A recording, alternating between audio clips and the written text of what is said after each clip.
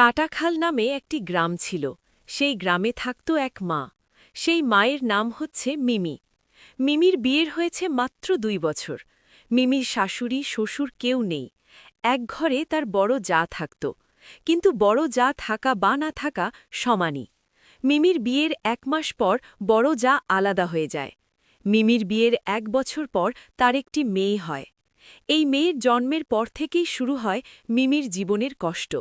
যে মেয়ে বিয়ের আগে ঘুম থেকে উঠত সকাল ৯টা বা ১০টায়, এক মেয়ে হওয়ার পর সারা রাতে তার চোখে আর ঘুম নেই। মিমির বড় জা অনেক দুষ্ট প্রকৃতির। সে মিমি এবং তার মেয়েকে ২ চোখে দেখতে পারত না।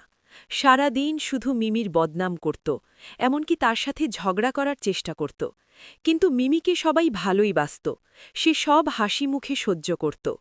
মিমির স্বামী সবসময় বলত, কেন সহ্য করো, ওর কথাগুলোর উত্তর কেন দেও না? মিমি কিছু বলে না। ও শুধু একটি কথাই বলে, আমার বিচার ভগবান করবেন।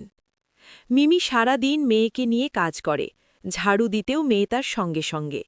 ঘরের সব কাজ করেই মেয়েকে নিয়ে। কেউ নেই ওর। ও শুধু ভগবানের ওপর ভরসা। যতদিন যাচ্ছে বড় জা আরও তাকে জ্বালাতে লাগল। ও মিমিকে মারতে শুরু করে দিল। মিমি আর এসব আর সহ্য করতে পারছে না। একদিন বড় জা মাটিতে পড়ে পা এবং হাত ভেঙে যায়। ওর ছেলে এবং মেয়ে কেউ দেখে না তাকে।